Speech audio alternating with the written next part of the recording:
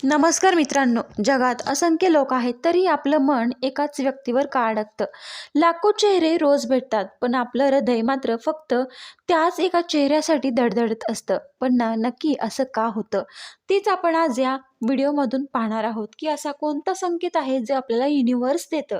Universe आपल्याला त्या व्यक्तीवर प्रेम करायला भाग पाडतं. त्यामागचीच कारणे आपण आज या व्हिडिओमधून पाहणार आहोत. मित्रांनो, एक गोड भ्रम आहे. तुमचे आणि त्या व्यक्तीचे भेटणे हा निव्वळ योगायोग नव्हता, तर तुम्हाला रस्त्यात, कॉलेजमध्ये किंवा ऑफिसमध्ये योगायोगाने भेटले नाहीत, तर त्यांच्या येण्यामागे, तुमच्या आयुष्यात प्रवेश करण्यामागे एक मोठं अदृश्य शक्ती काम करत आहे. एक सुप्त योजना असते जी तुमच्या भावनांना, तुमच्या विचारांना नियंत्रित करते. मित्रांनो, तुम्ही म्हणाल, छे, मी माझ्या भावनांवर नियंत्रित ठेवू शकतो. मी विचार करून ठरवतो मला कोणाशी बोलायचं आहे, कोणापासून दूर जायचं आहे. पण मला सांगा, जेव्हा तुम्ही रात्री उशिरापर्यंत त्यांच्या मेसेजची वाट पाहत जागे राहता, तेव्हा तुम्ही तुमच्या मनावर नियंत्रण ठेवता का? जेव्हा तुमच्या जवळचा मित्र अभिमानाने त्याच्या जोडीदाराचा फोटो दाखवतो आणि तुम्ही मनात विचार करता की या साध्या सामान्य व्यक्तीमध्ये त्याने असे काय पाहिले, तेव्हा तुम्हाला कळेल की ही प्रक्रिया तुमच्या नियंत्रणाबाहेरची आहे. सर्व नियम तोडून त्या व्यक्तीसाठी काहीही करायला लावते ती तुमची भावना खरी आहे की नाही. प्रेम ही केवळ भावना नाही तर एक गणित आहे, आणि ते केवळ तुमच्या आजच्या जीवनातील सुखदुःखाचे समीकरण नाही, तर तुमच्या भूतकाळातील कर्माचे आणि प्रारब्धाचे एक फार मोठे कोडे आहे. तुमची बुद्धी ज्याला आज प्रेम म्हणून स्वीकारत आहे, ते खरं तर केवळ एका मोठ्या गूढ व्यवस्थेचं लहानसं प्यादा आहे. आपण आज याचं गहन सत्याचा उलगडा करणार आहोत. ही ओढ इतकी तीव्र का आहे मित्रांनो, आणि ती त्या व्यक्ती तुमच्या आयुष्यातून निघून गेल्यावरही तुम्ही तिला का विसरू शकत नाही, याच प्रश्नांची उत्तरं आपण आज पाहणार आहोत. मित्रांनो, तुम्ही एखाद्याला दिलेला क्षणिक आनंद असो किंवा दिलेलं दुःख, हे तुमच्या जीवनात खूप वेगवेगळ्या रूपात परत येणारच. हे अनावश्यक भावनिक आणि कार्मिक ओझे कमी करण्याचा आणि या कर्मचक्रातून बाहेर पडण्याचा एक सोपा मार्ग, अचूक मार्ग आहे तुमच्या हातात असलेलं वर्तमान कर्म. या संपूर्ण प्रक्रियेत तुमच्या हातात केवळ एकच गोष्ट आहे, ती म्हणजे तुम्ही त्या क्षणी इतरांशी कसे वागता.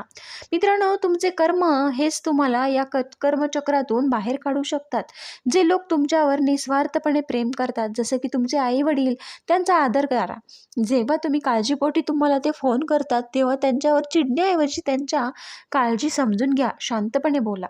नंबर 2, तुम्ही आज तुमच्या आईला दिलेले दुःख आणि किंवा तुमच्या वडिलांशी केलेलं गैरवर्तन हे भविष्यात तुम्हाला दुसऱ्या एखाद्या व्यक्तीकडून नक्कीच मिळतं. धोका, अपमान किंवा दुःख म्हणून नक्कीच परत मिळेल.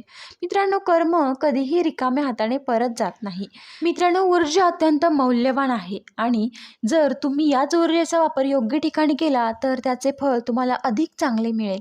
मित्रांनो, जे टिकाऊ असेल, जे तुमच्या संबंधांनाही आधार देईल. जगात एक कठोर पण कडू सत्य आहे. तुमच्याकडे पैसा आणि यश असेल तर लोक तुमच्या मागे धावतील, पण जे लोक आज तुम्हाला भाव देत नाहीत, तुमचे नातेवाईक जे तुम्हाला नीट पाहत नाहीत, आणि तेच लोक तुमच्या नावापुढे जी लावू लागतील, हेच जगाचे वास्तव आहे. लक्षात ठेवा, ज्या व्यक्तीसाठी तुम्ही तुमचे करिअर, भविष्य उद्ध्वस्त केले, ती व्यक्तीही एका टप्प्यावर तुम्हाला सोडून जाईल. कारण केवळ भावनिक बाबूशोनाने आयुष्याची जोडी चालत नाही, तर आयुष्यात खरे घर लागते, गाडी लागते, आर्थिक सुरक्षितता लागते, आणि सर्व गोष्टींसाठी तुमचे करिअर महत्त्वाचे लागते.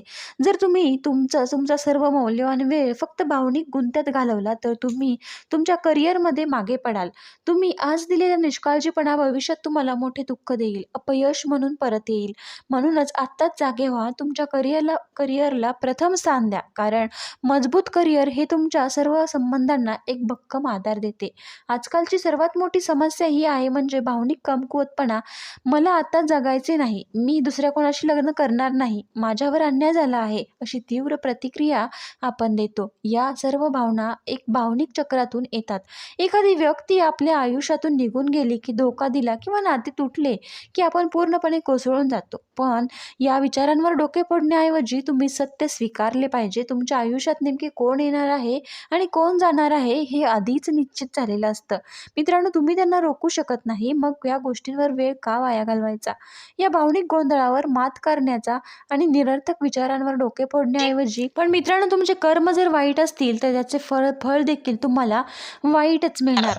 जर तुमचे कर्म चांगले असतील तर युनिव्हर्स तुमच्या आयुष्यात एक चांगली व्यक्ती पाठवेल जे तुमचा सन्मान करेल. पण मित्रांनो, तुमचे कर्म वाईट असतील तर निसर्ग तुम्हाला त्रास देण्यासाठी, तुमचा हिशोब पूर्ण करण्यासाठी जबरदस्तीने अशी व्यक्ती पाठवेल जी तुमचा भावनिक त्रास देईल. मित्रांनो, भूतकाळातील कर्म आहेत जी वेगवेगळ्या रूपात परत येतात. तुमचा फोकस बदला, चांगल्या कर्मांवरती लक्ष केंद्रित करा. क्षणिक प्रेमाच्या मागे वेडे होऊ नका. भावनांच्या आहारी जाऊन तुमच्या आयुष्याचे नियंत्रण गमावू नका. तुमच्या भावनांना लगाम घाला, कारण तुमच्या जीवनातील सर्वात महत्त्वाची गोष्ट आहे ध्येय आणि तुमचे चरित्र.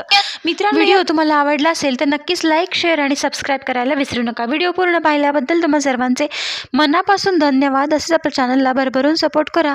पुन्हा भेटूया नवीन एका व्हिडिओसोबत. तोपर्यंत श्री स्वामी समर्थ. व्हिडिओ आवडला असेल तर जास्तीत जास्त लोकांपर्यंत शेअर करा.